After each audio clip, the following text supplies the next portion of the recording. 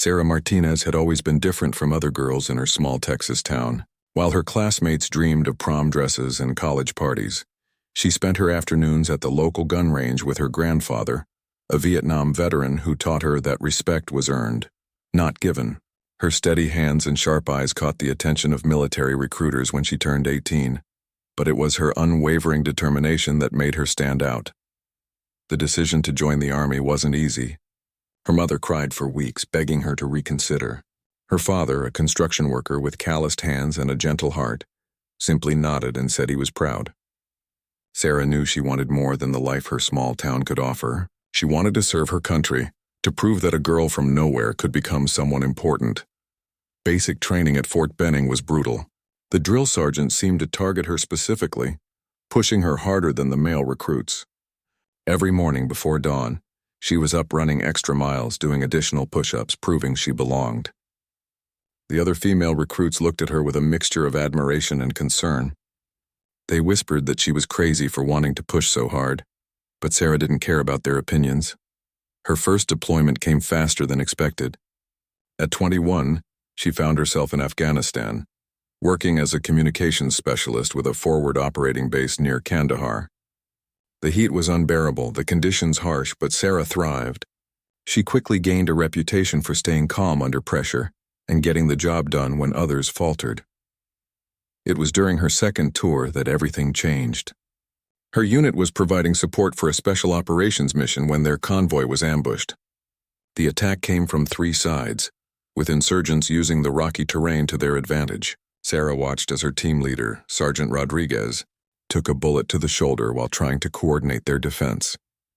Without hesitation, Sarah grabbed the radio and began calling in air support while laying down covering fire. Her training kicked in as she directed their defensive positions and coordinated with nearby units for backup.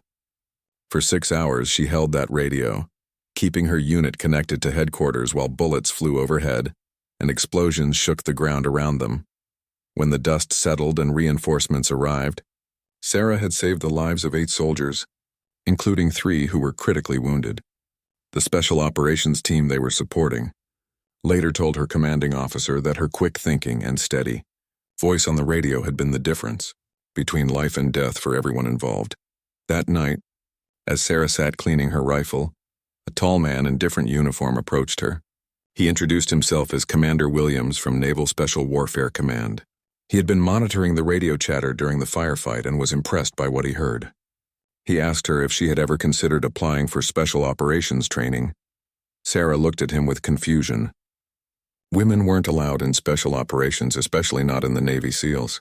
Commander Williams smiled and explained that things were changing. The military was quietly beginning to test whether women could meet the same standards as men in elite units. They were looking for exceptional candidates to participate in a classified program. The conversation lasted only 10 minutes, but it planted a seed in Sarah's mind that would grow into an obsession. She began researching everything she could about SEAL training, about the physical and mental requirements, about the history of special operations. She started training harder, pushing her body beyond what she thought was possible. When her deployment ended, Sarah returned to Fort Bragg with a new purpose. She submitted her application for the classified program, knowing that the chances of acceptance were almost zero. The physical standards alone eliminated most male candidates, and she would be competing against Navy personnel who had trained their entire careers for this opportunity. The waiting was the hardest part. For 3 months, Sarah heard nothing. She continued her regular duties while maintaining the intense training regimen she had developed. She ran 10 miles every morning, spent hours in the gym, and practiced swimming in the base pool until the lifeguards knew her by name. Her commanding officer, Colonel Thompson, called her into his office on a Tuesday morning in October.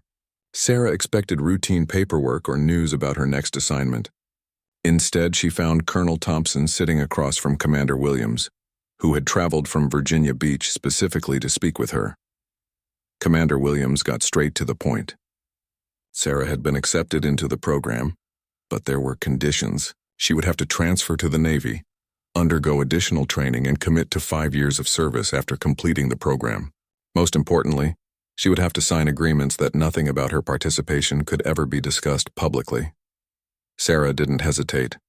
She signed the papers that afternoon and began preparing for the most challenging experience of her life. Her family was told she was being transferred to a classified assignment. Her friends in the Army assumed she was moving to intelligence work. Only a handful of people knew the truth about where Sarah Martinez was really going. The night before she left Fort Bragg, Sarah sat in her barracks room looking at her Army uniform hanging in the closet. She thought about the 18-year-old girl who had put it on for the first time, nervous and excited about serving her country. That girl could never have imagined the journey that lay ahead. Sarah folded the uniform carefully and packed it in her bag. She didn't know if she would ever wear it again, but it represented everything she had accomplished and everything she had learned about herself. Tomorrow she would begin a new chapter, one that would test every limit she thought she had, and push her beyond what anyone believed was possible for a woman in the military. As she turned off the lights in her room for the last time, Sarah Martinez had no idea that her decision would eventually lead to one of the most dramatic confrontations in military history, or that the uniform she was packing so carefully would one day be thrown into flames by people who refused to believe she had earned the right to wear something even more prestigious. The Naval Amphibious Base in Coronado, California, looked like paradise compared to the dusty forward operating bases Sarah had called home in Afghanistan. Palm trees swayed in the ocean breeze and the sound of waves crashed against the shore. But Sarah knew that beneath this beautiful exterior lay one of the most grueling training programs in the world. She arrived on a Monday morning in November, carrying a single duffel bag and wearing civilian clothes as instructed. The base was buzzing with activity, but Sarah was directed to a separate building away from the main SEAL training areas. The classified nature of her program meant that even her presence on base had to be kept secret from most personnel. Commander Williams met her at the building entrance, along with Dr. Patricia Hayes, a sports psychologist who would be monitoring Sarah's mental state throughout the program. They explained that Sarah would be training alongside a small group of male candidates who had volunteered to participate in the experimental program. These men had already completed basic SEAL training and were being retrained to work with female operators. The first person Sarah met was Petty Officer Marcus Chen, a 26-year-old SEAL who had completed 2 combat deployments in Iraq. Marcus was initially skeptical about training with a woman, but his attitude changed when he learned about Sarah's combat experience in Afghanistan. The respect between soldiers transcended gender when it was based on shared experience under fire. Training began at 4 a.m. with a 5-mile run on the beach. Sarah quickly learned that her Army fitness standards, which she had thought were excellent, were just the starting point for SEAL training. The instructors pushed the candidates through surf torture, where they lay in the frigid Pacific Ocean until their bodies shook uncontrollably, then immediately began calisthenics to warm up. The physical challenges were intense, but the mental games were worse. Instructors would scream in Sarah's face, questioning why a woman thought she could do a man's job. They would make her carry extra weight during obstacle courses, claiming she needed to prove she was twice as good as the men. Sarah gritted her teeth and pushed through every challenge, knowing that any sign of weakness would confirm their prejudices. Pool training was where Sarah truly excelled. Her small frame, which some instructors saw as a disadvantage, actually helped her move efficiently through the water. She could hold her breath longer than most of the male candidates and had a natural grace underwater that impressed even the toughest instructors. During drown-proofing exercises, where candidates' hands and feet were bound while they swam, Sarah remained calm and focused while others panicked. The psychological evaluation sessions with Dr. Hayes became a lifeline for Sarah. These private meetings allowed her to process the constant pressure and discrimination she faced. Dr. Hayes explained that breaking down candidates mentally was part of SEAL training, but Sarah was experiencing additional stress because of her gender. The doctor taught her visualization techniques and stress management strategies that helped her maintain her sanity. 3 months into training, Sarah faced her biggest challenge yet. During a night navigation exercise, her team was tasked with infiltrating a mock enemy compound and gathering intelligence. The mission required swimming to shore in full gear, hiking 5 miles through rough terrain, and then conducting surveillance for 6 hours without being detected. Everything went wrong from the start. The ocean was rougher than expected, and one of the male candidates, Petty Officer Davis, began struggling in the water. His equipment was weighing him down and panic was setting in. Sarah made a split-second decision to help him, even though it meant compromising her own mission timeline. She swam to Davis and helped stabilize him, using techniques she had learned during water survival training. Together they made it to shore, but they were now 30 minutes behind schedule. The instructors were watching everything through night vision equipment, taking notes on every decision the candidates made. The hike to the compound was brutal. Davis was exhausted from his near-drowning experience, and the team had to move faster to make up lost time. Sarah took point, using her land navigation skills from the Army to find the most efficient route through the hills. She distributed some of Davis's equipment among the team members, ensuring everyone could maintain the pace. At the compound, Sarah's small size became an advantage. She was able to move through shadows and tight spaces that the larger candidates couldn't navigate. She gathered the required intelligence photos and documented enemy positions, while the others provided security. Her attention to detail impressed the instructors, who later noted that her reconnaissance was the most thorough of any candidate they had evaluated. The team made it back to base just before dawn, exhausted but successful. During the debrief, the lead instructor, Chief Petty Officer Rodriguez, acknowledged that Sarah's quick thinking had saved Davis's life and that her leadership had kept the mission on track. It was the first time any instructor had publicly praised her performance. That night, Davis approached Sarah as she was cleaning her gear. He thanked her for saving his life and admitted that he had initially doubted whether women belonged in special operations. He said her actions had changed his mind completely. Word of the incident spread among the candidates, and Sarah noticed a shift in how she was treated by her teammates. The training continued to intensify as winter turned to spring. Sarah learned advanced combat techniques, demolitions, foreign languages, and specialized skills that would make her effective in any environment. She studied enemy tactics, cultural sensitivity, and diplomacy. The program was designed to create operators who could function as warriors, diplomats, and intelligence gatherers. By the end of her first year, Sarah had lost 20 pounds of fat and gained 15 pounds of muscle. Her body had been transformed into a precision instrument capable of incredible feats of endurance and strength. More importantly, her mind had been forged into something unbreakable. She had learned to embrace pain, to find calm in chaos, and to lead others when everything seemed impossible. The final phase of training would take place in different environments around the world. Sarah would need to prove herself in desert, jungle, Arctic, and urban settings. Each environment would present unique challenges that would test everything she had learned. The instructors made it clear that many candidates failed during this phase, unable to adapt their skills to different conditions. As Sarah prepared for the next stage of her journey, she reflected on how much she had changed since arriving in Coronado. The uncertain Army communications specialist had been replaced by a confident special operations candidate who could handle any situation. She had proven to herself and others that gender was not a limiting factor in determining who could serve at the highest levels of the military. But Sarah also knew that completing training was only the beginning. The real test would come when she was deployed with an operational SEAL team, where the stakes would be life and death, and where any mistake could have catastrophic consequences for herself and her teammates. The Naval Amphibious Base in Coronado, California, looked like paradise compared to the dusty forward operating bases Sarah had called home in Afghanistan. Palm trees swayed in the ocean breeze and the sound of waves crashed against the shore, but Sarah knew that beneath this beautiful exterior lay one of the most grueling training programs in the world. She arrived on a Monday morning in November, carrying a single duffel bag and wearing civilian clothes as instructed.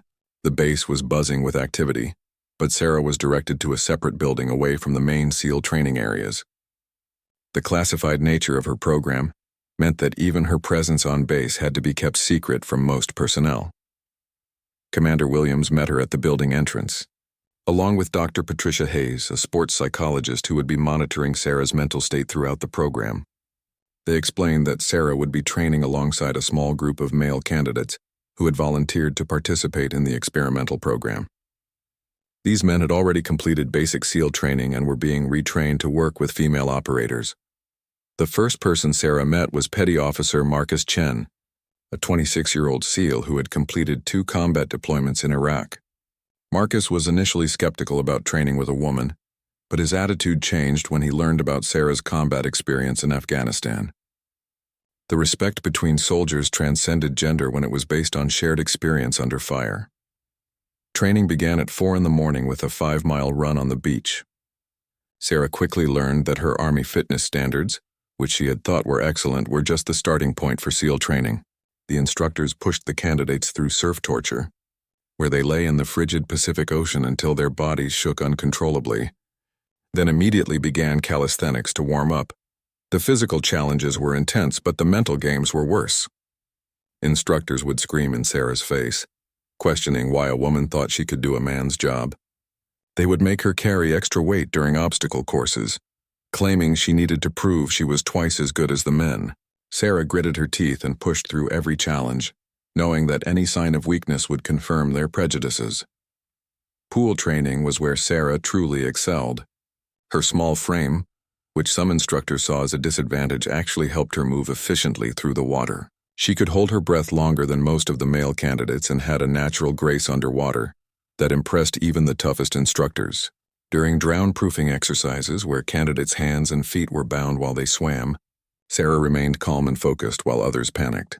The psychological evaluation sessions with Dr. Hayes became a lifeline for Sarah. These private meetings allowed her to process the constant pressure and discrimination she faced. Dr. Hayes explained that breaking down candidates mentally was part of SEAL training, but Sarah was experiencing additional stress because of her gender.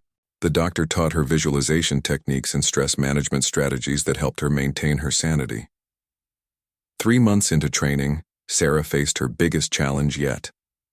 During a night navigation exercise, her team was tasked with infiltrating a mock enemy compound and gathering intelligence. The mission required swimming to shore in full gear, hiking 5 miles through rough terrain, and then conducting surveillance for 6 hours without being detected. Everything went wrong from the start. The ocean was rougher than expected, and one of the male candidates, Petty Officer Davis, began struggling in the water. His equipment was weighing him down and panic was setting in. Sarah made a split-second decision to help him, even though it meant compromising her own mission timeline. She swam to Davis and helped stabilize him, using techniques she had learned during water survival training. Together they made it to shore, but they were now 30 minutes behind schedule. The instructors were watching everything through night vision equipment, taking notes on every decision the candidates made. The hike to the compound was brutal. Davis was exhausted from his near-drowning experience, and the team had to move faster to make up lost time. Sarah took point, using her land navigation skills from the Army to find the most efficient route through the hills. She distributed some of Davis's equipment among the team members, ensuring everyone could maintain the pace. At the compound, Sarah's small size became an advantage. She was able to move through shadows and tight spaces that the larger candidates couldn't navigate. She gathered the required intelligence photos and documented enemy positions while the others provided security. Her attention to detail impressed the instructors, who later noted that her reconnaissance was the most thorough of any candidate they had evaluated. The team made it back to base just before dawn, exhausted but successful. During the debrief, the lead instructor, Chief Petty Officer Rodriguez, acknowledged that Sarah's quick thinking had saved Davis's life and that her leadership had kept the mission on track. It was the first time any instructor had publicly praised her performance. That night, Davis approached Sarah as she was cleaning her gear. He thanked her for saving his life and admitted that he had initially doubted whether women belonged in special operations. He said her actions had changed his mind completely. Word of the incident spread among the candidates, and Sarah noticed a shift in how she was treated by her teammates. The training continued to intensify as winter turned to spring. Sarah learned advanced combat techniques, demolitions, foreign languages, and specialized skills that would make her effective in any environment. She studied enemy tactics, cultural sensitivity, and diplomacy. The program was designed to create operators who could function as warriors, diplomats, and intelligence gatherers. By the end of her first year, Sarah had lost 20 pounds of fat and gained 15 pounds of muscle. Her body had been transformed into a precision instrument capable of incredible feats of endurance and strength. More importantly, her mind had been forged into as the graduation ceremony for Sarah's training class was held in a small, secure building at the Naval Special Warfare Command headquarters. Unlike the public ceremonies that celebrated regular SEAL graduations, This event was attended by only a handful of senior officers and government officials. The experimental nature of the program meant that everything had to remain classified. Even the celebration of its success, Admiral Richardson, the commander of Naval Special Warfare, personally presented Sarah with her trident pin. As he pinned the golden eagle holding an anchor, trident, and flintlock pistol to her uniform, he spoke quietly about the significance of the moment. Sarah was now the first woman to complete the full SEAL training pipeline, though the world would not know this achievement for many years to come. The ceremony was bittersweet for Sarah. She had worked alongside 12 candidates when training began, and only 4 had completed the program. The others had been eliminated for various reasons. Some couldn't handle the physical demands, others broke under psychological pressure, and a few were injured during training. Sarah was proud to be among the graduates, but she also felt the weight of representing all women who might follow in her footsteps. After graduation, Sarah was assigned to SEAL Team 7, based out of Naval Amphibious Base Coronado. Her new commanding officer, Lieutenant Commander Jackson, was a 15-year veteran who had initially opposed having women in special operations. However, Admiral Richardson had personally briefed him on Sarah's exceptional performance during training and had made it clear that her assignment was not up for debate. The integration into the team was challenging. Sarah was replacing a popular team member who had been killed during a mission in Syria 6 months earlier. The existing team members were still grieving their loss and were skeptical about accepting anyone new, especially a woman they had never heard of. Sarah understood their resistance and focused on proving herself through actions rather than words. Her first deployment came sooner than expected. Intelligence reports indicated that a high-value terrorist target was planning an attack on American interests in Somalia. The target, known as the Engineer, was responsible for several bombing attacks across East Africa and was considered one of the most dangerous bomb makers in the region. Traditional military operations had failed to locate him, so special operations forces were being deployed for a capture mission. Sarah's team was tasked with gathering intelligence on the Engineer's location and movements. They would be working with local assets and conducting surveillance in an extremely hostile environment. The mission required operators who could blend in with the local population and gather information without raising suspicion. The team deployed to a forward operating base in Djibouti, where they spent 2 weeks preparing for the mission. Sarah studied local customs, practiced her Arabic, and worked with the team to develop contingency plans for every possible scenario. She also had to deal with curious stares from other personnel at the base, who had never seen a woman assigned to a SEAL team. The mission began with a night infiltration into Somalia.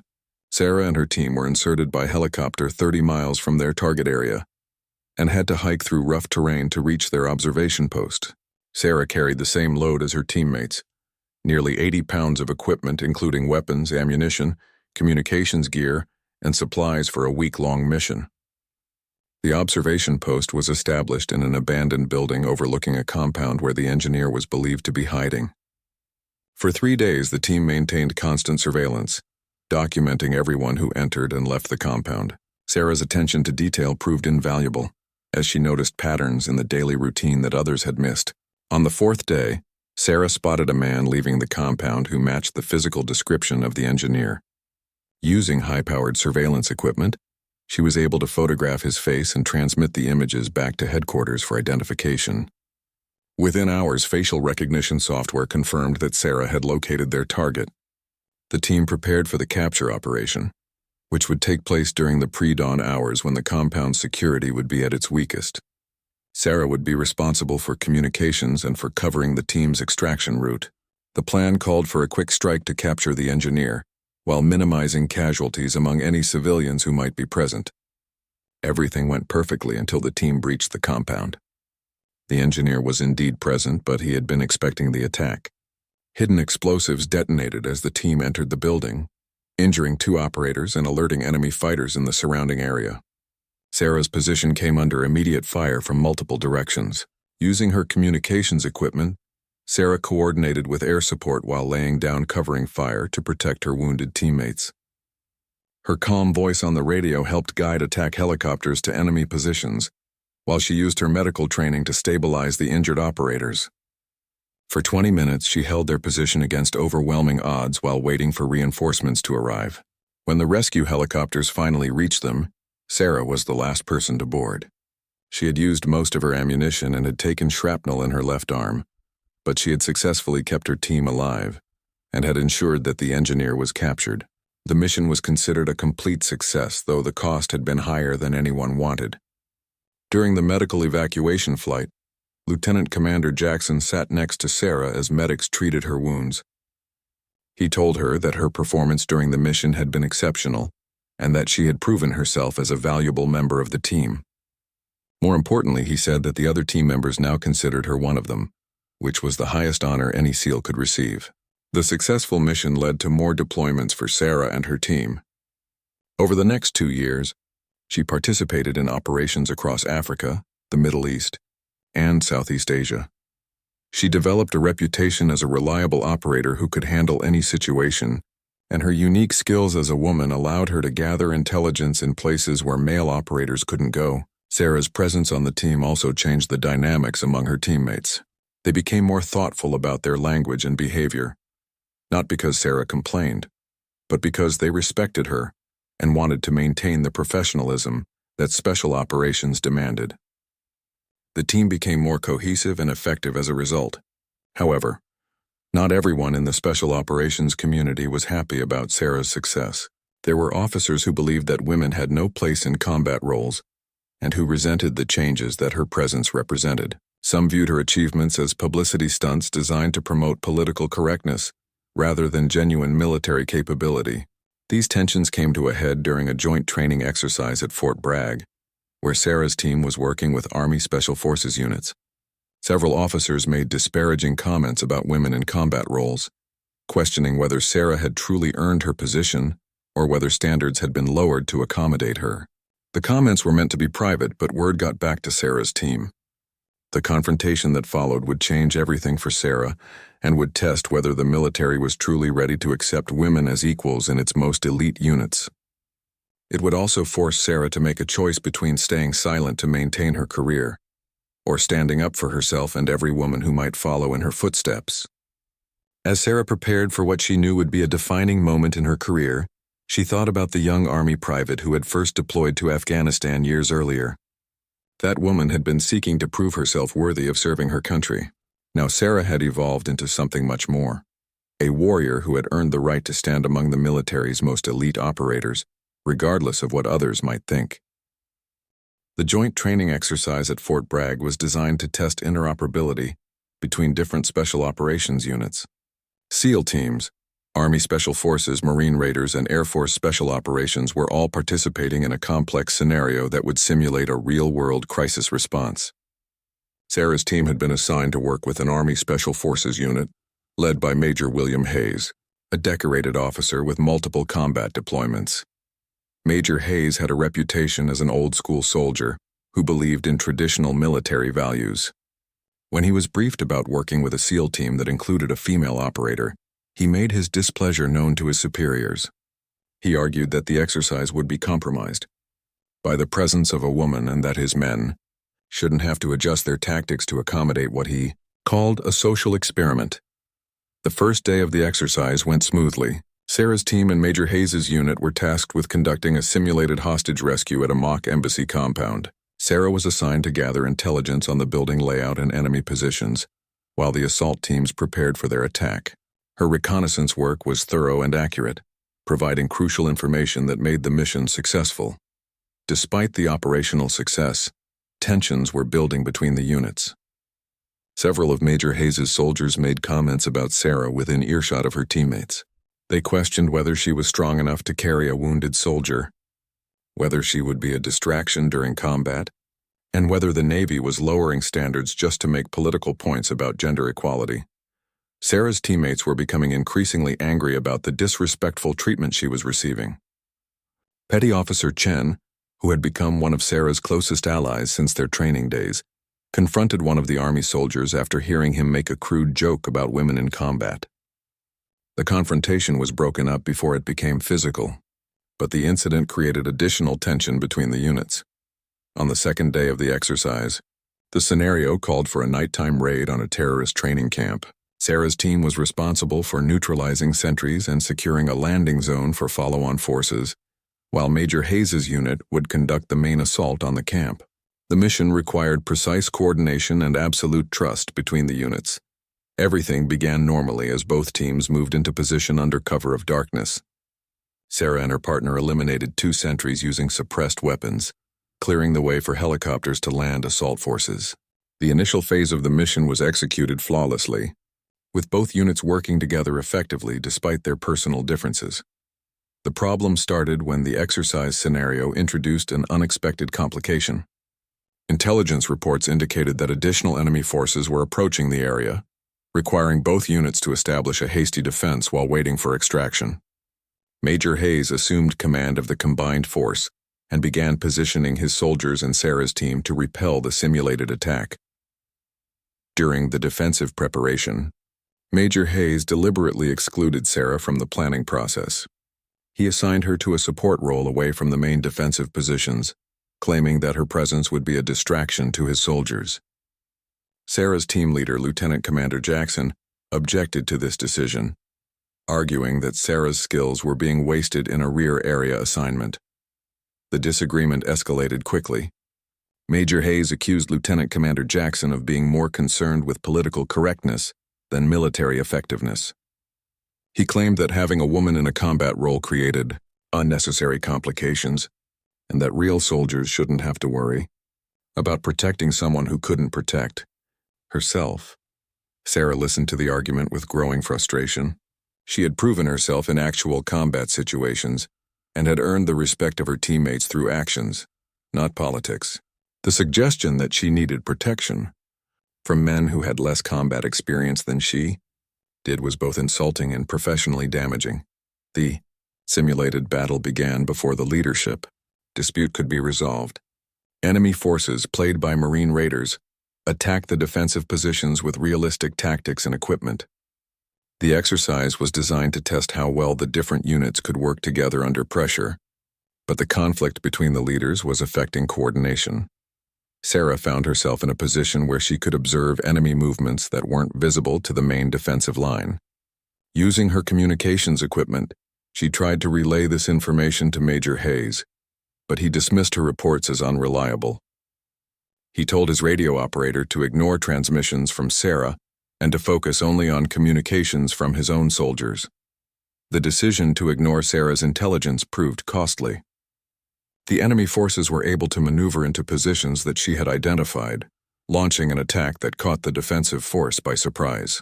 Several defenders were eliminated from the exercise, including 2 of Major Hayes's most experienced soldiers who might have survived if they had received Sarah's warnings. Exercise controllers called a temporary halt to assess what had gone wrong. During the after-action review, it became clear that Major Hayes's refusal to integrate Sarah into his command structure had compromised the mission. The exercise director, a colonel with extensive special operations experience, criticized Major Hayes for allowing personal bias to interfere with military effectiveness. The criticism from his superiors infuriated Major Hayes. After the formal review session ended, he approached Sarah in front of both units. His face was red with anger as he blamed her for the mission failure, claiming that her presence had created the confusion that led to casualties. He said that women had no business in special operations, and that she was proof that political pressure was corrupting military standards. Sarah remained calm as Major Hayes continued his tirade. She had faced similar criticism throughout her career, and had learned that responding emotionally would only reinforce stereotypes about women under pressure. Instead, she quietly pointed out that the mission had failed because he had ignored valuable intelligence based on her gender rather than evaluating her input on its merits. Major Hayes's response crossed a line that should never be crossed between professional soldiers. He suggested that Sarah had only succeeded in her training because instructors had been afraid to fail a woman, and that her combat decorations were participation trophies designed to make politicians happy. He concluded by saying that real soldiers like his men shouldn't have to pretend that she was their equal. The confrontation might have ended there, with Sarah maintaining her professionalism despite the personal attack. However, Major Hayes decided to make one final gesture to demonstrate his contempt for what Sarah represented. He walked to her gear, which was laid out nearby, and picked up her old army uniform that she still carried as a reminder of her journey. Without warning, Major Hayes threw the uniform into a nearby burn barrel that was being used to dispose of training materials. As the flames consumed the fabric that represented Sarah's years of service and sacrifice, he turned to his soldiers and announced that this was what happened to people who tried to play soldier instead of being real ones.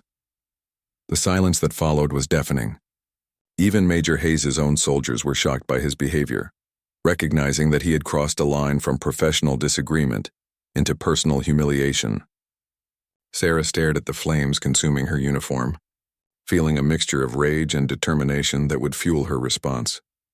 What Major Hayes didn't know was that Sarah had long since outgrown the soldier who had worn that army uniform. The woman standing before him had been forged into something much more dangerous and capable than he could imagine.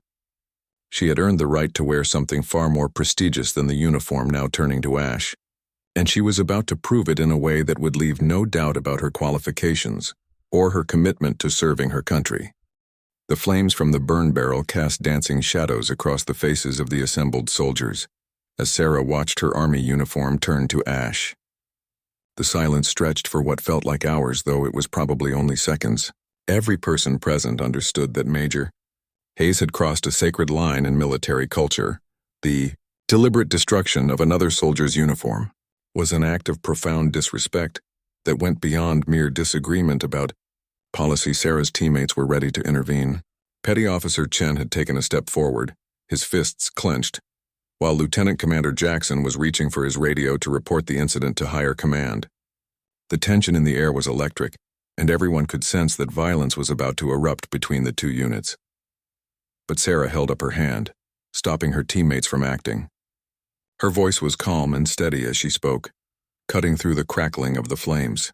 She thanked Major Hayes for clarifying his position and for giving her the opportunity to address his concerns about women in special operations. She said she understood his skepticism and that she wanted to resolve their differences in a way that would settle the matter definitively. Major Hayes sneered, assuming that Sarah was about to back down or file a complaint through official channels. He told her that running to superior officers wouldn't change the fundamental reality that women weren't built for combat roles. He suggested that she should consider transferring to a support position where she could contribute without endangering real warriors. Sarah's response surprised everyone present. She proposed a competition that would test every skill that Major Hayes valued in special operations soldiers. The contest would include physical challenges, weapons proficiency, tactical knowledge, and leadership under pressure. If Major Hayes won, Sarah would request a transfer out of special operations and publicly acknowledge that she was not qualified for combat roles. The proposal created an uncomfortable situation for Major Hayes. He had just finished, claiming that Sarah was fundamentally inferior as a soldier, so refusing a direct challenge would make him appear cowardly in front of his own men. At the same time, competing against a woman created a no-win scenario. Victory would be expected, while defeat would be humiliating. Major Hayes tried to dismiss the challenge, saying that he didn't need to prove anything to anyone, and that the military wasn't a game where disputes were settled through personal competition. However, his own soldiers were looking at him expectantly, and several of them encouraged him to accept.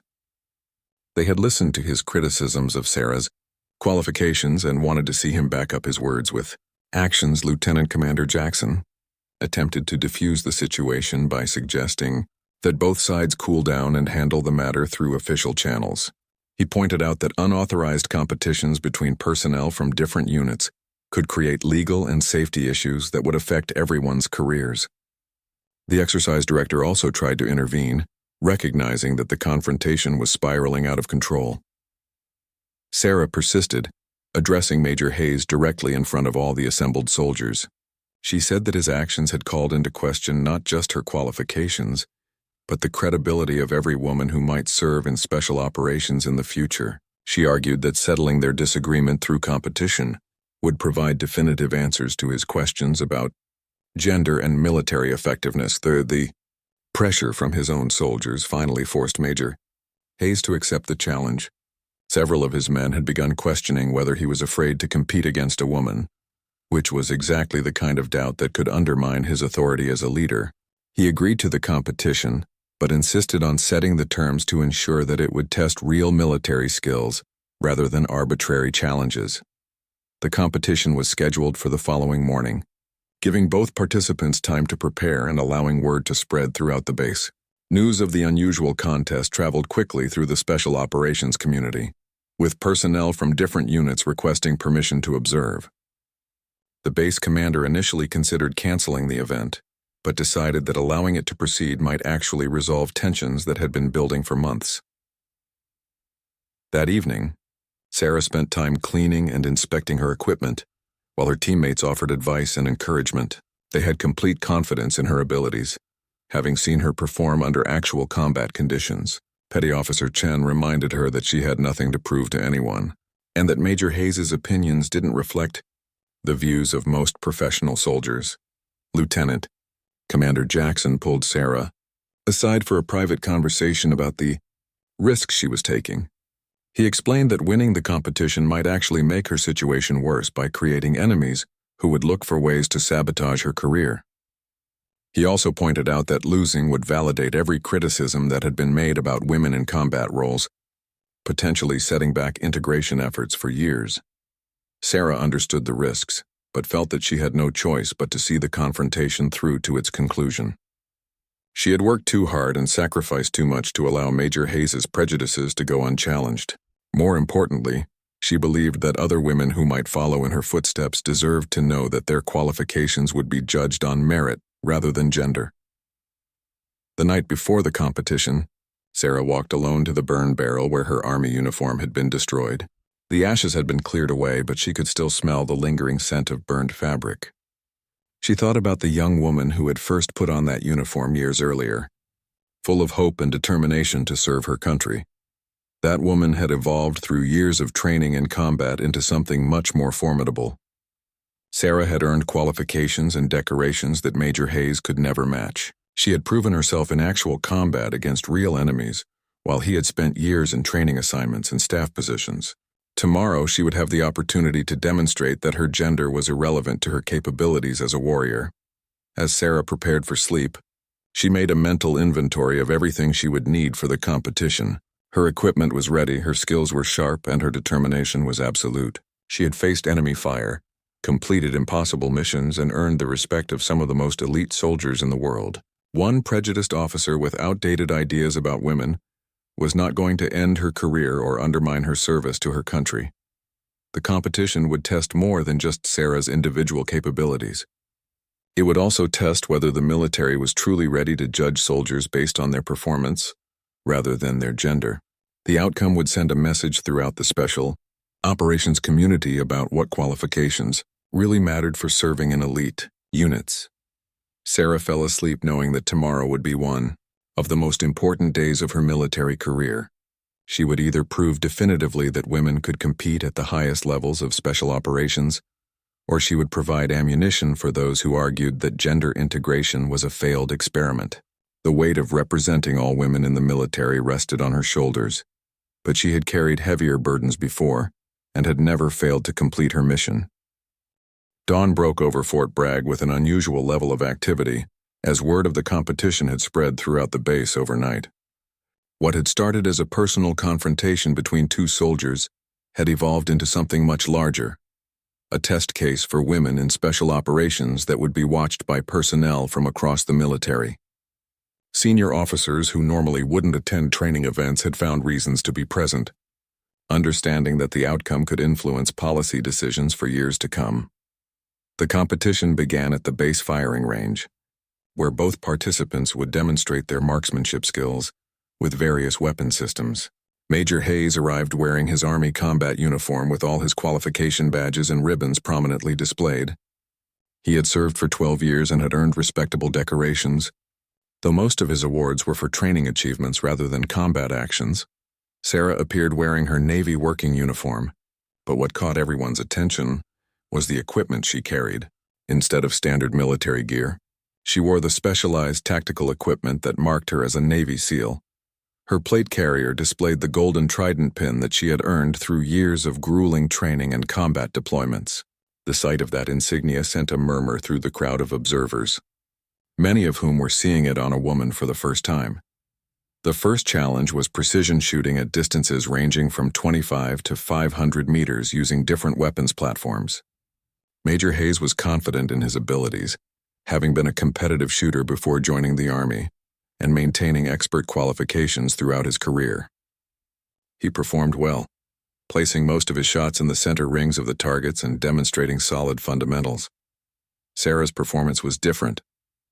Where Major Hayes relied on textbook techniques and careful deliberation, Sarah shot with the fluid efficiency of someone who had used weapons in life-or-death situations. Her movements were economical and precise, and she adapted quickly to each weapon system.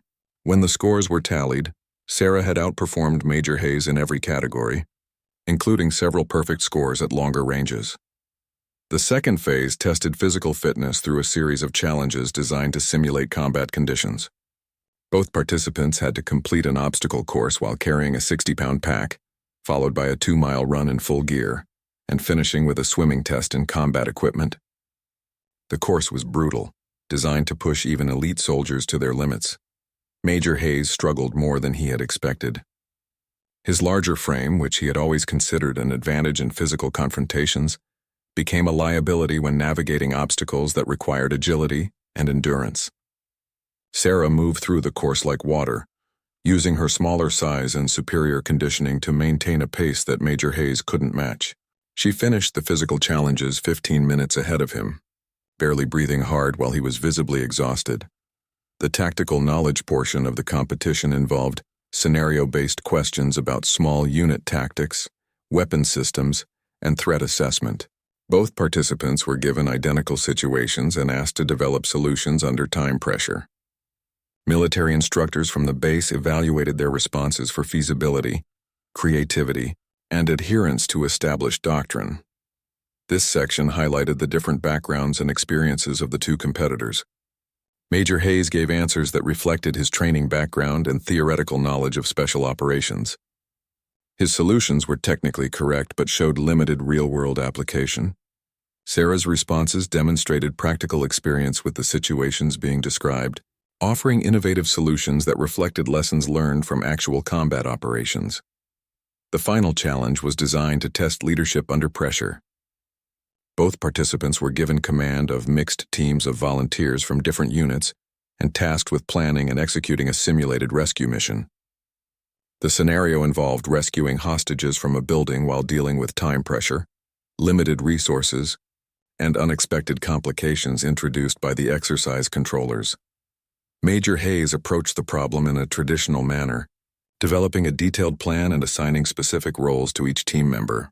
His briefing was thorough and professional, covering contingencies and communication procedures.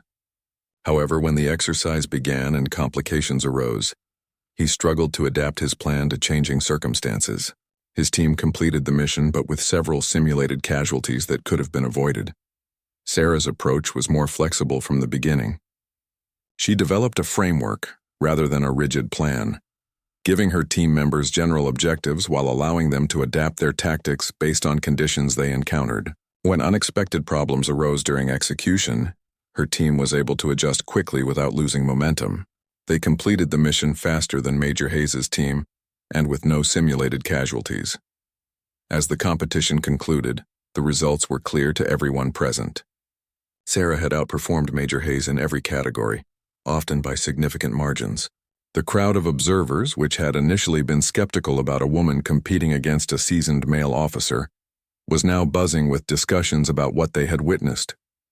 Many admitted that their preconceptions about women in combat roles had been challenged by Sarah's performance. Major Hayes was visibly shaken by the results. He had expected to demonstrate his superiority easily, and had instead been thoroughly outclassed by someone he had dismissed as unqualified. The humiliation was compounded by the fact that his own soldiers had witnessed his defeat, potentially undermining his authority as their leader. Several of his men approached Sarah after the competition to congratulate her and to apologize for their earlier behavior. The base commander, Colonel Morrison, addressed both participants and the assembled crowd. He acknowledged that the competition had been unusual, but said that it had provided valuable insights into the capabilities of modern soldiers. He emphasized that performance should be the only criterion for evaluating military personnel, regardless of their background or characteristics.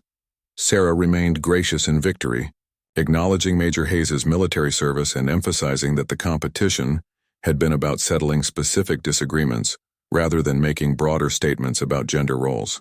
However, her measured response couldn't hide the significance of what had just occurred. She had proven definitively that women could not only compete with male special operations soldiers but could exceed their performance in many areas. The aftermath of the competition would extend far beyond Fort Bragg. Word of Sarah's victory spread rapidly through the special operations community, challenging assumptions that had been held for decades. Senior military leaders who had opposed women in combat roles were forced to reconsider their positions based on objective evidence of capability rather than theoretical arguments. For Sarah personally, the competition marked a turning point in her career. She had moved beyond simply proving that she belonged in special operations to demonstrating that she could excel at the highest levels. The respect she had earned through combat service was now supplemented by recognition that her skills surpassed those of many male counterparts. As the crowd dispersed and equipment was packed away, Sarah reflected on the journey that had brought her to this moment. From the young Army private who had first deployed to Afghanistan, through the grueling SEAL training program, to the combat veteran who now wore the trident with pride, every step had prepared her for this confrontation. She had not only defended her own honor, but had opened doors for other women who would follow in her footsteps.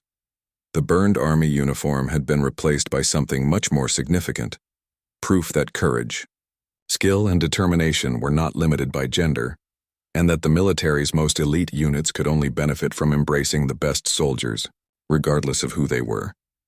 6 months after the competition at Fort Bragg, Sarah found herself in the Situation Room at the Pentagon, sitting across from the Secretary of Defense and several 4-star generals.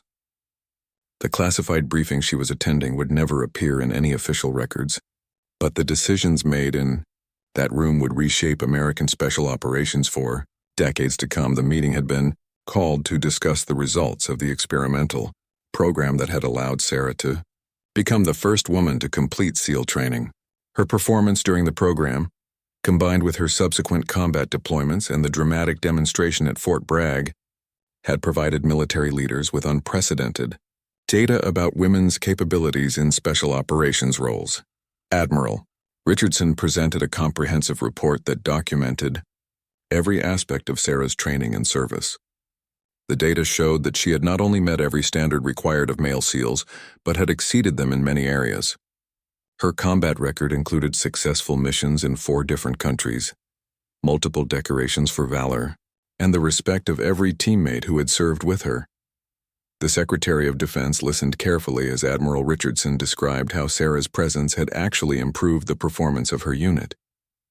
Her different perspective and approach to problem-solving had made the team more creative and effective. The initial skepticism from male teammates had been replaced by genuine respect, based on shared combat experience and proven reliability under fire. General Martinez, the chairman of the Joint Chiefs of Staff, raised concerns that had been voiced by some commanders throughout the military. He acknowledged Sarah's exceptional performance but questioned whether she represented a special case, rather than proof that women could generally succeed in special operations.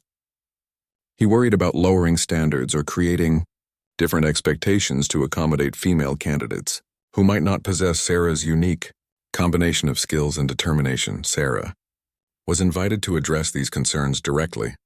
She spoke about the dozens of women she had met during her military career who possessed the physical and mental capabilities necessary for special operations but had been denied the opportunity to compete for those positions. She argued that the military was wasting valuable human resources by excluding half the population from consideration for elite units. The discussion continued for hours, covering topics from physical standards to unit cohesion to public perception. Some officials worried about political backlash from conservative groups who opposed women in combat roles, while others were concerned about legal challenges from advocacy organizations demanding immediate full integration of all special operations units. Dr. Hayes, the sports psychologist who had monitored Sarah throughout her training, presented research showing that mixed-gender teams often performed better than all-male teams in complex problem-solving scenarios. She argued that diverse perspectives and approaches were particularly valuable in special operations, where unconventional thinking could mean the difference between mission success and failure. The meeting concluded with a decision that would remain classified for several more years. The Secretary of Defense authorized the expansion of the experimental program, allowing a limited number of women to compete for positions in all special operations units. The standards would remain unchanged, but the opportunity to compete would be extended based on merit rather than gender. Sarah was offered a choice of assignments for her next tour of duty. She could remain with her current SEAL team, transfer to a training position to help develop the expanded program, or accept a promotion that would move her into a staff role at Naval Special Warfare Command. Each option offered different opportunities and challenges for her continued service. After careful consideration, Sarah chose to remain with her operational team. She believed that continuing to serve in combat roles was the best way to demonstrate that women could sustain high performance over long careers in special operations. She also wanted to be available as a mentor for other women who would enter the program, knowing that they would face many of the same challenges she had overcome. The expanded program began quietly 6 months later. The first class included 8 women from different military services, all of whom had volunteered for the opportunity to attempt special operations training. Sarah was assigned as a liaison to help these women prepare for the challenges they would face, both from the training itself and from the skepticism of some instructors and fellow candidates. Not all of the women succeeded.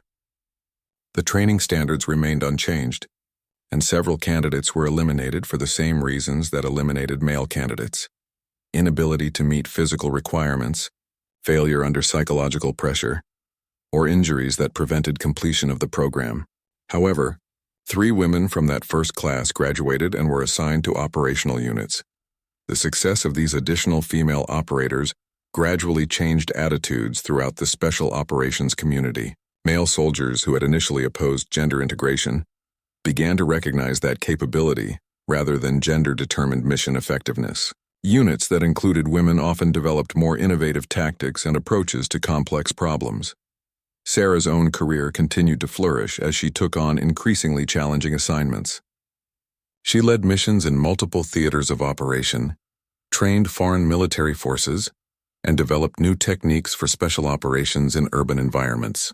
Her reputation extended beyond the American military to allied forces around the world, who requested her participation in joint operations. The story of the burned uniform became legendary within special operations circles, though the details remained classified. New female candidates were told about Sarah's response to discrimination and her decisive victory in the competition that followed.